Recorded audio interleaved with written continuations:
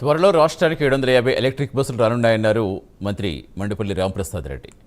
విజయవాడలో ఆర్టీసీ ఆఫీసులో స్త్రీ శక్తి పథకంపై ఆర్టీసీ ఎండీ ద్వారకా తిరుమలరావుతో కలిసి సమీక్షించారు. స్త్రీ శక్తి పథకం ద్వారా ఇప్పటివరకు 40 కోట్ల మంది మహిళలు పయనించారని తెలిపారు. ఈ పథకాన్ని ప్రభుత్వం భారంగా కాకుండా బాధ్యతగా అమలు చేస్తోందని స్పష్టం చేశారు.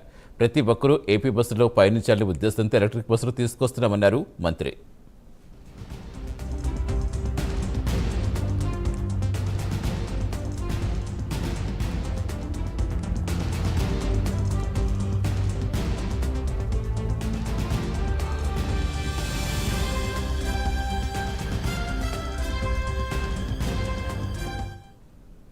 గత 18 నెలలుగా రాష్ట్ర వ్యాప్తంగా ఏపీఎస్ఆర్టీసీ చేస్తున్న సేవ, ముఖ్యంగా రాష్ట్రంలో శ్రీశక్తి అనే పథకాన్ని గౌరవ ముఖ్యమంత్రి చంద్రబాబు నాయుడు గారు 2025 ఆగస్టు 15వ తారీఖున స్వాతంత్ర దినోత్సవాన్ని పురస్కరించుకొని రాష్ట్ర వ్యాప్తంగా 5 కేటగిరీ బస్సుల్లో మహిళామూర్తులందరికీ ఫ్రీ బస్ సౌకర్యాన్ని కల్పించడం జరిగింది.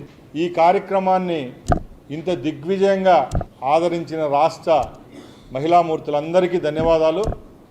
అలాగే ఈ కార్యక్రమాన్ని జరిపేదానికి వెన్నుండి నడిపించిన మా ఆర్టీసీ ఎండీ ద్వారకా తిరుమలరావు గారికి, మా అన్ని జోన్ల ఈడీలకు, ముఖ్యంగా ఈ సంస్థలో పనిచేస్తున్న సుమారు 48,000 మంది సిబ్బందికి ప్రతి ఒక్కరికి ఈ రాష్ట్ర ప్రభుత్వం ద్వారా ధన్యవాదాలు తెలియజేసుకుంటున్నా.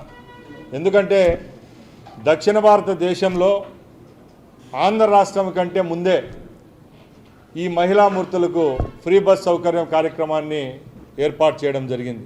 చివరిగా మన రాష్ట్రంలో ఈ కార్యక్రమాన్ని ప్రవేశపెట్టాం.